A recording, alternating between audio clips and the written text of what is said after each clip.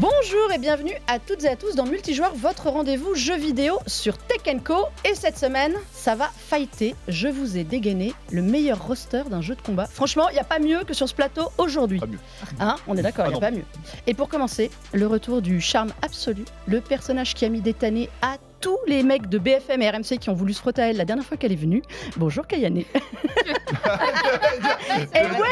c'est qui le charme? C'est moi, mais je me suis dit, quand elle a dit le charme, je me suis dit, bah ça peut être tout le monde. Ouais. Alors c'est vrai que c'est peut être tout le monde, mais moi je veux vous dire, il y a des vidéos à l'appui sur le site, qu'elle la dernière fois qu'elle est venue, elle a mis des tannées, mais alors de folie, et genre en répondant aux questions des interviews, sur Street Fighter, il y en a qui ne veulent plus se frotter à elle maintenant dans cette maison. Il y en a qui ont démissionné. Il y en a qui ont arrêté. Et voilà, à ses côtés, Mister Calme. Hein. Oui. Franchement, il s'est reconnu tout de suite. Bonjour Reza. Oui. C'est très drôle parce que je suis absolument un faux calme. Mais c'est clair. Donc c'est bien que tu me prennes pour un calme. Mais j'aime bien. On va garder cette image. Merci beaucoup pour l'invitation, Melinda. Écoute, ça me fait plaisir de te revoir. Écoute, on est là. Tu es le bienvenu à chaque fois. Donc, on va avoir des choses à se de raconter. présence correctement. Et face à eux sur le ring, la première pour Monsieur Genius, l'homme de la bande-annonce de Tekken 8, excusez-le du peu, quand même, hein. Écoutez, j'ai lu le scénario, j'ai accepté tout de suite. Ça m'a plu. Comment ça, merci beaucoup pour l'invitation, c'est ma première, je suis très content d'être là. Écoute, nous aussi on est content de t'avoir. Ouais, avec la famille en plus, Caillou et Reza et toi. Donc, vaut mieux t'avoir maintenant parce qu'après c'est beaucoup trop cher. Ouais, c'est après sa prestation dans la bande-annonce. Le prochain film, mon cachet va exploser. Tous les réalisateurs sont à la porte de l'émission. Non mais beau plateau et encore une fois, merci pour l'invite. Mais voilà, et un très beau plateau pour vous parler donc de Tekken 8 qui sort cette semaine. Franchement, est-ce qu'on pouvait rêver mieux comme casting? Réveiller, ça va être moi. Comme casting. Eh bien, tout de suite, on démarre l'actu à chaud sur Tekken 8.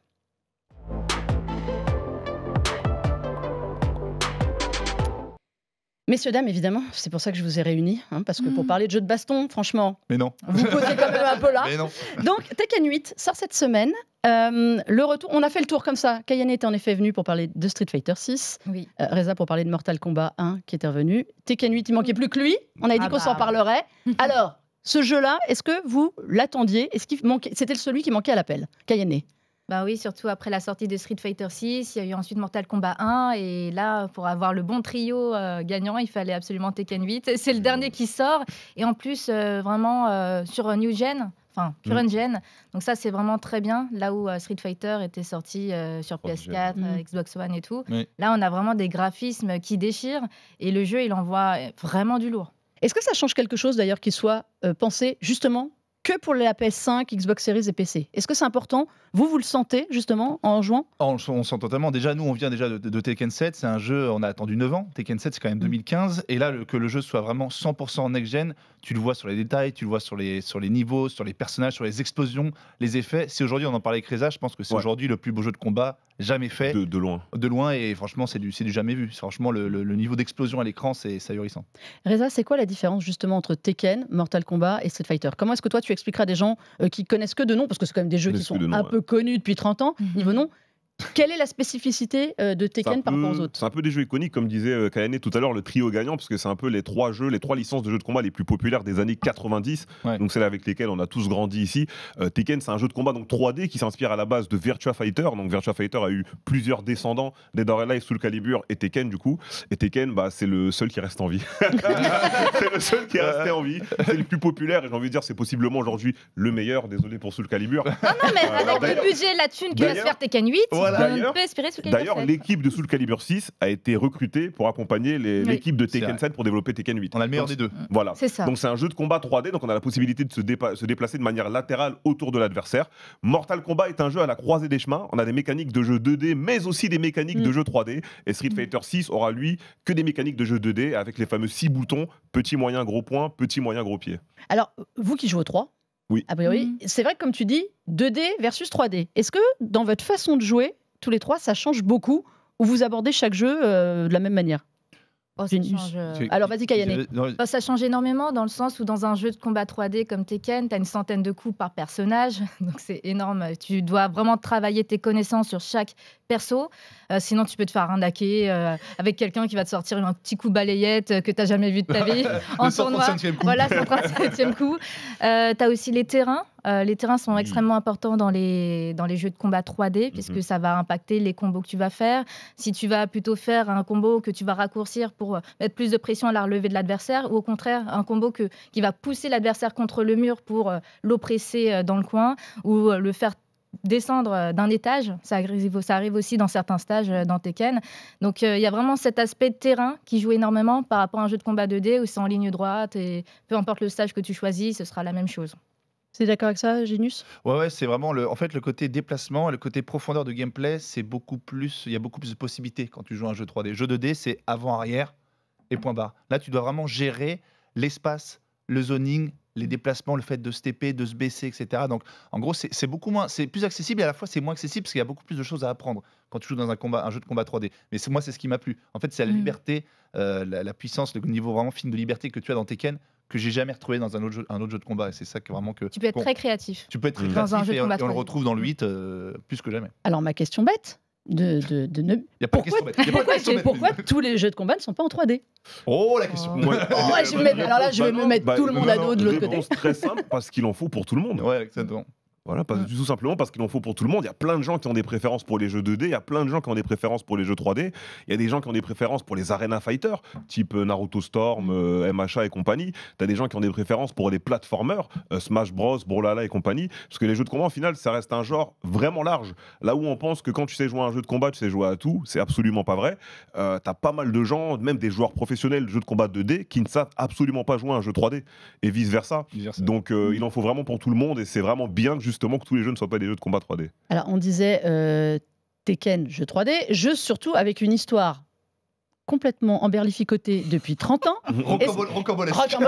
Est-ce qu'il y en a un de vous trois qui se risque à expliquer aux gens qui ne sauraient pas de quoi parle Tekken, Vas-y, Génius. Tu veux y aller ou j'y vais? Génius, ça fait 20 ans que tu ponces le jeu. C'est l'histoire d'un père qui jette son fils dans le volcan. C'est survie. C'est l'histoire de famille, Mishima, de conflit d'intérêts entre le père, le fils, Hayashi, Kazuya. En gros, c'est un peu ça. C'est vrai que le lore de Tekken, il est plus ou moins tiré par les cheveux. Je pense que Reza. C'est une guerre, je peux y aller. C'est une guerre de clan, une guerre de famille. C'est ça, c'est une guerre de clan, une guerre de famille. Il faut savoir qu'on n'a plus dans un futur dystopique et le monde est dirigé non plus par des gouvernements politiques, mais par des entreprises, des compagnies. Et la plus puissante, c'est la Mishima Zaibatsu. Donc c'est la compagnie d'Eihachi Mishima qui est le personnage principal à la base de la série de Tekken 1 avec son fils Kazuya.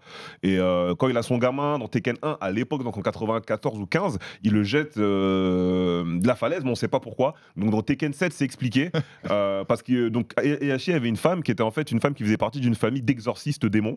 Et après que sa femme ait tenté de l'assassiner, elle a échoué, il l'a battu, il l'a tué. Il est parti vérifier si son fils avait hérité de ce démon. Et pour le savoir, donc, il a battu son fils à mort et il l'a jeté de la falaise. Son fils reste en vie, est sauvé grâce au démon. Et son fils revient pour la vengeance. Et donc dans Tekken 1, on incarne Kazuya, qui est le personnage principal, qui vient prendre la vengeance contre son père Heihachi. Et du coup, ça continue derrière avec Jin Kazama qui arrive dans Tekken 3, qui est le fils de Kazuya. Puis on a la femme de Kazuya, June, etc., etc. Et Tekken 8, c'est un peu un retour aux sources parce qu'on a le retour donc de June, qui est la femme de Kazuya, qui va venir pour sûrement aider Jin à arrêter Kazuya, parce que dans Tekken 7, Kazuya a donc réussi finalement à tuer son père Heihachi. C'est bon, Melinda. Moi, je connais l'histoire. J'ai une pensée pour les gens qui ne connaissent pas Tekken. Désolé. Sachez que le mieux, c'est d'aller bastonner, en fait. Et une pensée pour ceux qui arrivent sur BFM et qui est en train de parler Reza. Bon, il est marié un exorciste. On embrasse évidemment. Et moi, en 20 ans de jeu, j'ai jamais compris aussi bien l'histoire. Franchement, c'était super bien expliqué. Non, on rigole. Très bien expliqué. C'est pas de ta faute. C'est quand même de la faute d'Arada qui a écrit un scénar quand même complètement. Et puis Heihachi qui a environ 25 enfants. Ouais, c'est ça aussi le problème. Mais ça permet. C'est un peu le mythe de Zeus, de toute façon. Exactement, c'est un peu de Zeus. Il se bastonne pour l'entreprise, il se bastonne pour savoir lequel est le meilleur combattant, lequel est le plus démoniaque et tout. C'est un voir, je vois en fait derrière, c'est vrai qu'on parlait de jeux 3D, c'est vrai que ce qui est iconique à chaque fois, c'est les scènes d'intro. Et je vois toutes les scènes d'intro de Tekken, c'est sous le Calibur pareil, c'est à chaque fois un moment extraordinaire. Moi je sais que dans le set, quand je streamais, à chaque fois, des fois je me rematais les scènes d'intro qui sont toujours légendaires et qui passent toujours aussi bien. Et dans le 8, ça revient. C'est ce que j'allais dire. Dans le 7, il n'y a pas eu. Dans le 7, c'était vraiment bâclé. Et là, ils reviennent avec une scène d'intro qui est extraordinaire. Il y a une énorme scène d'intro sur Tekken 8. Et puis surtout, ils se sont remis tous les petits trailers aussi. Si vous allez faire fouiller dans le menu, il y a tous les petits trailers. Et en fait, c'est hyper agréable de voir l'évolution de la licence. On va parler plus précisément de ce nouveau Tekken 8 là. Dans les nouveautés que vous avez aperçues, alors on va être très clair, on a 2 joueurs pro de Tekken là, Genius et Kayane, donc qui ont moins profité du jeu que nous. Et oui, il faut de temps en temps qu'il y ait un petit peu de privilège, hein, parce que il faut bien que j'ai des heures pour essayer de vous battre. Il en faudra beaucoup plus de Tekken et d'heures. Des années peut-être. Ouais, franchement t'es gentil. Ou un pouvoir démoniaque, mais. Un pouvoir démoniaque. Mais voilà, de ce que vous avez aperçu, de mon avis à moi, moins experte que vous, je trouve le jeu basé beaucoup plus sur l'offensif, ce qui fait que les gens comme moi qui appuient sur tous les boutons sont ravis, parce que ça a l'air de mieux passer. Oui, il est vraiment très axé sur l'offense, et d'ailleurs à chaque fois qu'ils avaient une conférence de presse, etc., ils n'arrêtaient pas de dire le jeu il est fait pour être agressif, allez au corps à corps, bourrez, arrêtez de vous défendre, dans les meilleures défenses c'est l'attaque. Dans les modes qu'ils ont rajouté, les styles aussi, j'ai l'impression que ça c'est vraiment complètement nouveau. Le système. Oui, le hit system c'est très proche de Soul Calibur 6 qui avait une soul charge, donc en fait c'est un buff que tu peux avoir à chaque round et que ça reset à chaque round, donc tu n'as pas une ressource qui se cumule entre les rounds. C'est vraiment, il faut que tu l'utilises ce round-là, sinon tu le perds. Et je pense que c'est vraiment intéressant d'avoir une mécanique comme ça parce que ça dynamise vachement les rounds et tu peux avoir accès à certains coups que tu n'as que dans ce système de hit. Et donc ça te prolonge des combos, ça te fait des superbes attaques et tout comme Tekken 7, tu as toujours le Rage Art, donc si tu as 30% de barre de vie qui reste, tu peux toujours faire une super. Et ça, c'est vraiment la condition, c'est les 30% de vie, alors que dans Street Fighter, tu vas devoir cumuler de la barre de super. Et comme dit Caillou, enfin Kayane. Oui, mais vous connaissez bien, ça passe. C'est moi qui ai trouvé ce pseudo. Ah ouais, c'est vrai. Comme j'allais dire. Tu l'as demandé si elle était d'accord, parce que sinon elle va te mettre des tannées aussi. J'ai pas pu être d'accord ou pas. Je vais pas laisser le choix. Et tu parles offense. Ouais, elle a complètement raison. C'est vrai que les personnages, moi, ce que je compare souvent à Tekken, à de la boxe, c'est ça. Tu restes à distance, tu check, tu dois sonner.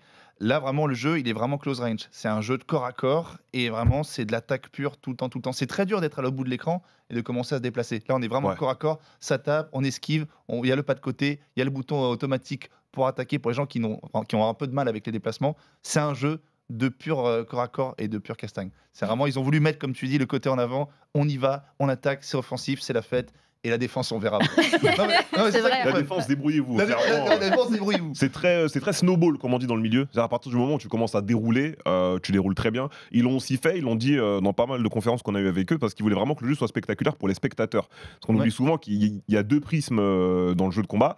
Tu as le côté gameplay, nous c'est ce qu'on aime tous ici, et tu as le côté spectateur, donc les gens qui vont nous regarder jouer.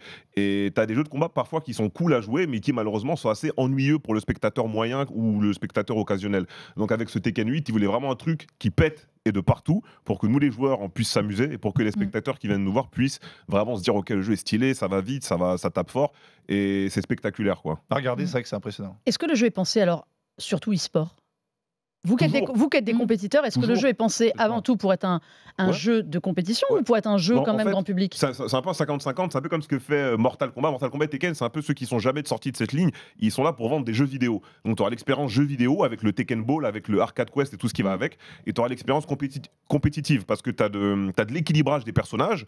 Tu as un Season Pass qui sort avec des personnages qui vont arriver sur l'ensemble d'une saison et des modifications qui vont arriver avec. Tu as un championnat du monde qui est mis en place avec des événements qui auront lieu partout dans le monde, sur tous les continents. Donc c'est totalement un jeu de combat e-sport avec des équipes vétérans e-sport, mais aussi l'expérience jeu vidéo n'est pas mise sur le côté et tout le monde peut s'amuser. Ce qui est intéressant avec la stratégie de Bandai Namco, c'est qu'ils vont tout faire offline. Donc vraiment des tournois en physique pour le World Tour, là où Street Fighter, c'est complètement l'inverse, où quasiment tout se fait online avec quelques étapes vraiment majeures qui vont se faire offline. Ah ouais, d'accord. Genius, toi qui compète à mort sur Tekken. Oui, qui veut revenir. Oui. Et elles sont différentes. Est-ce que c'est différent, l'organisation des compétitions e-sport Tekken du reste, ou ça se ressemble ou on va dire, c'est différent. Ça dépend de quel jeu. C'est surtout très développé.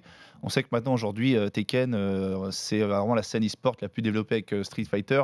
Et Smash, c'est différent parce qu'ils n'ont pas de monde online, mais ils ont Smash, ils n'ont pas l'éditeur qui suit. Smash, surtout, ils n'ont pas Nintendo qui suit. Voilà. Mais ils sont tellement nombreux qu'ils font des tournois à 5000 joueurs dans tous les endroits. Mais non, franchement, le World Tour et le côté e-sport de Tekken est ultra développé. Il y a l'Evo, il y a 2 Evo par an, donc qui est vraiment le championnat du monde de tous les jeux de combat. Il y a le World Tour avec le championnat du monde spécial Tekken. Et je pense que dans Tekken 8, ça va être encore plus développé. Et surtout, il y a encore plus de moyens et encore plus de cash price. comme à l'instar de Street Fighter 6 où ils ont mis 1 million pour le mois de février pour le Capcom Pro Tour. 1 million pour le vainqueur seulement. Pour le vainqueur. Ouais, 2 millions de total. C'est pas un dispatchage, c'est pour le vainqueur. Tekken, c'est 50 millions. Tekken 7, c'est 50 000. 2 millions pour le top 16 ou le top 32, je crois. Le top 16, je crois que le deuxième, il prend 400 000, comme ça. Le deuxième, il prend au moins 400 000. Ah oui, ça rigole pas quand même. Là, Street 6, c'est pas mal, mais du coup, bon, on a les Battle Pass, on a pas mal de trucs à payer dans le jeu. C'est un peu le l'envers du décor, il faut des microtransactions. Et je pense pas qu'il y aura 2 millions pour la saison 2. Ça va pas non plus, c'est vraiment l'effet pour dire venez vous mettre à Street Fighter pour être riche. C'est un peu le message. C'est ça. Ah bah le vainqueur va changer de vie. Alors, on est allé rencontrer, nous, Katsuhiro Harada. C'est le frère. Le Saint-Père. C'est la famille. Et justement, figurez-vous qu'on lui a demandé l'origine de Tekken, de ce qu'il pensait, de ce qu'étaient ses meilleurs souvenirs sur Tekken.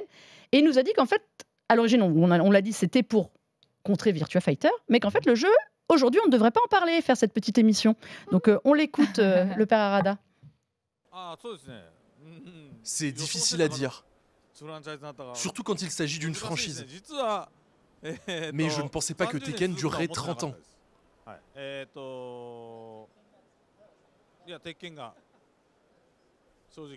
On m'avait demandé combien de temps mettrait Tekken pour dépasser Virtua Fighter, le plus gros jeu de combat 3D de l'époque. Mes collègues m'avaient dit qu'il faudrait au moins 10 ans. Je pensais qu'en 15 ans, nous atteindrions notre objectif et que les choses se termineraient. Et cela fait donc 2 fois plus longtemps que ça dure. Même moi, je suis un peu surpris. À chaque fois, je me dis que j'aurais pu faire les choses différemment. Par exemple, Tekken 4 était assez différent des autres, mais certains aspects du jeu ont pu servir pour les suivants. Même pour Tekken 3, qui est longtemps resté le préféré des joueurs, il y a plein de choses que je n'ai pas aimées ou que j'aurais aimé changer. Je n'ai pas compris pourquoi elles étaient populaires, mais elles le sont devenues.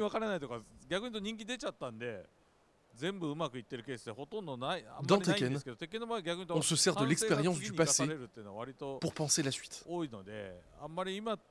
Donc j'essaye de voir le passé comme des leçons pour rendre la suite meilleure. Voilà, donc Katsuhiro Harada. Vous pouvez retrouver l'intégralité de l'interview et bien sûr YouTube et sur le site Tekkenco. Alors, Tekken 4, lui, il dit les gens l'aimaient pas, mais la techno y était. Tekken 3, les gens l'adorent, mais lui, il y a des trucs qu'il a pas aimé. Lequel est le meilleur des deux, lequel est le pire? Tekken 3, tu sais, Tekken 3, c'est le test de la soirée. Quand tu fais des soirées avec des gens qui n'ont jamais joué aux jeux vidéo, ils vont te dire Tekken, je connais, j'ai joué au 3. Oui. Ils vont dire Eddie Gordo. Ouais, Eddie Gordo. J'appuie sur le bouton King. C'est le test de la soirée, c'est Tekken 3. Mais c'est vrai, comme non, après, il y a plusieurs points de vue. Il y a le point de vue joueur pro et le point de vue vraiment consommateur lambda. Tekken 4, il est fabuleux. Au niveau des musiques, des graphismes, des déplacements, mais quand il joue en professionnel, c'est un enfer. C'était le zoo. Ça voulait rien dire, il y avait des combos, un peu des trucs infinis, enfin voilà. Mais sinon, point de vue visuel, le 4, il était extraordinaire. Vous êtes d'accord tous les deux? Assez d'accord avec Genius. Souvent, ce qui va revenir quand on va dire le Tekken préféré des gens, ça va aussi être en compétitif Tekken 5 Dark Resurrection, qui est un peu celui qui plus tard mis tout le monde d'accord. Tekken 3, ce qu'il faut surtout préciser au public, à ceux qui nous regardent, c'est que Tekken 3, c'est le seul Tekken qui a été top 5 des ventes sur une console. Tekken 3 était le 5e jeu le plus vendu de la PlayStation 1 à l'époque. Ouais, c'était 8,5 millions de jeux vendus. C'était ouf.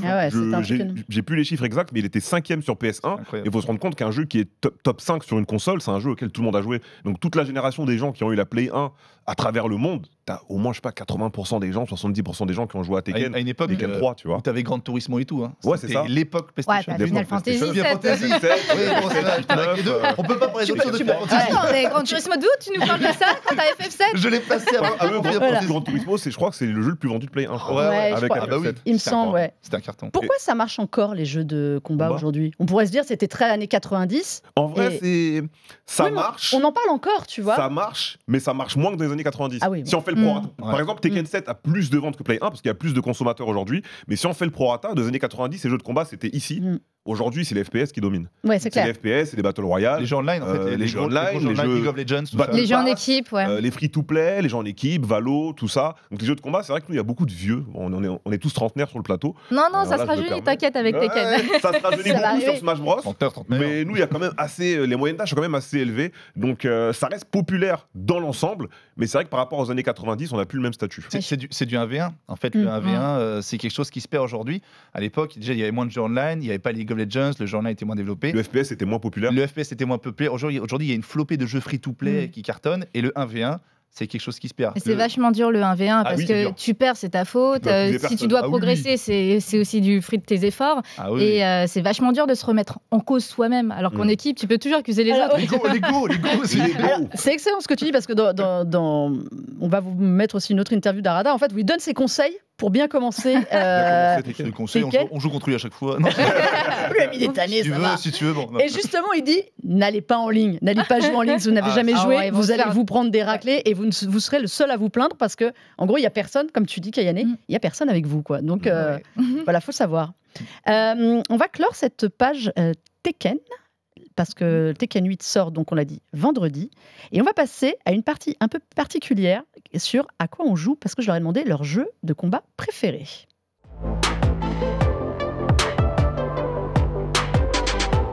Alors moi, je connais les choix de tout le monde et j'hésite à commencer par Genius. Alors, je vais commencer par Kayane, parce que Kayane, je la fais venir pour plein de jeux. Et évidemment, on sait tous que son jeu de cœur, c'est... Final Fantasy. Non, pas celui-là. C'est l'un ou l'autre.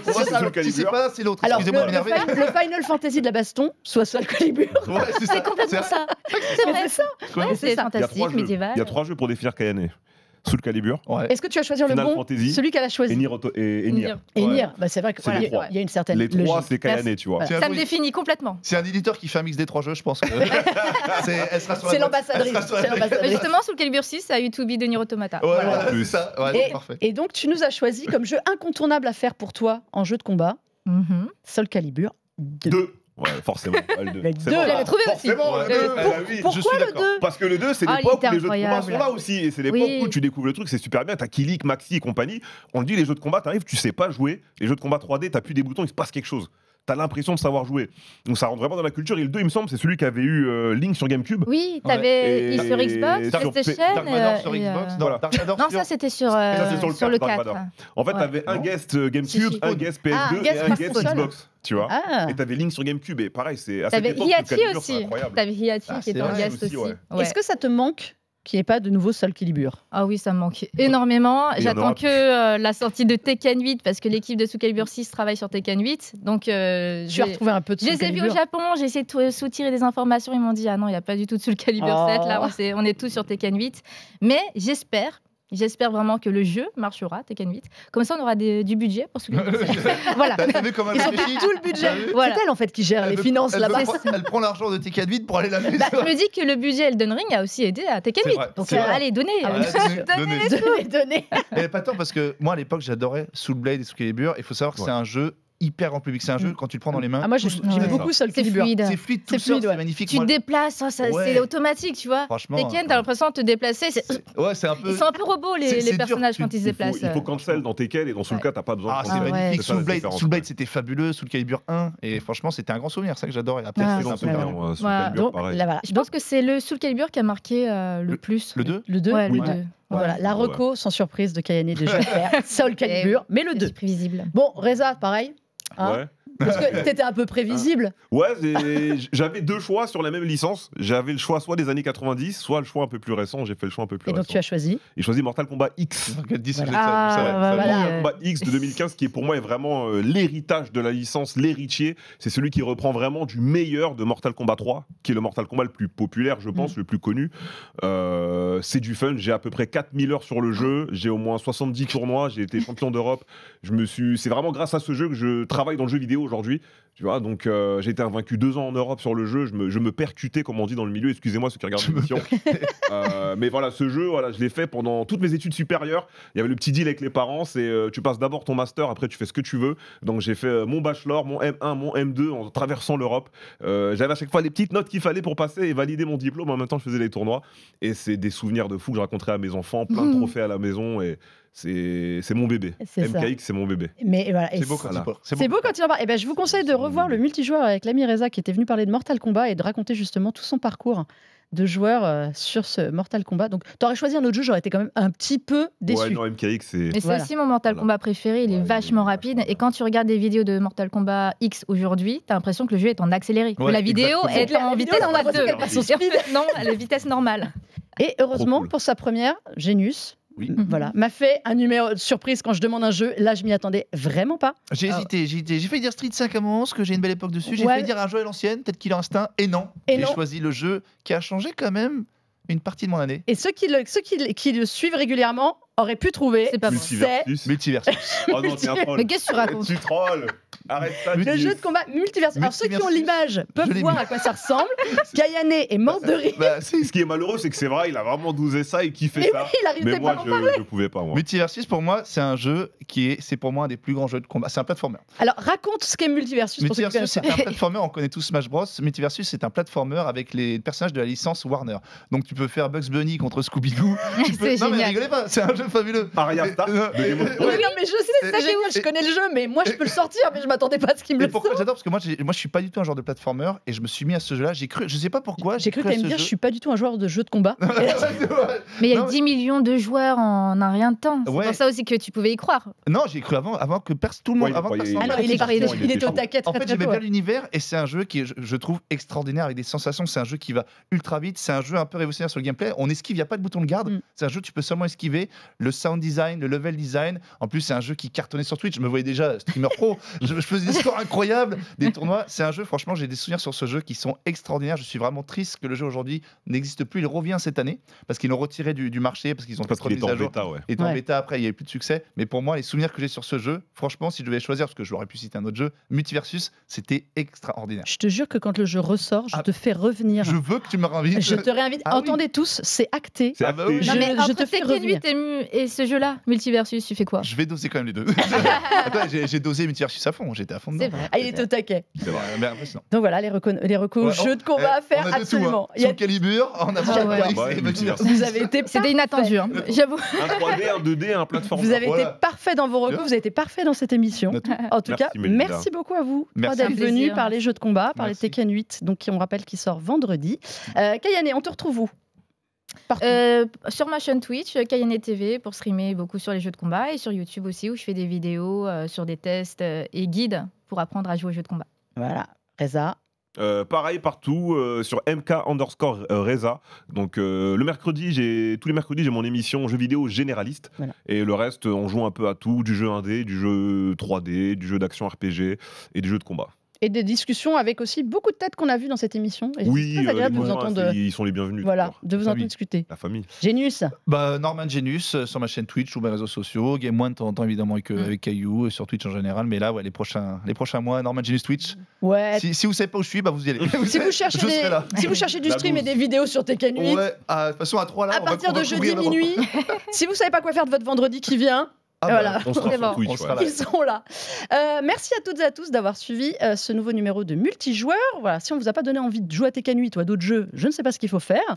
Et vous pouvez retrouver l'émission évidemment sur la chaîne Tekken Co en multidiffusion, sur le site Tekken Co, sur YouTube en replay et évidemment sur toutes les bonnes plateformes de podcast.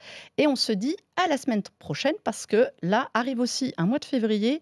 Il va y avoir de quoi raconter. Allez, jouez bien et bon week-end et à très vite. Bon week-end.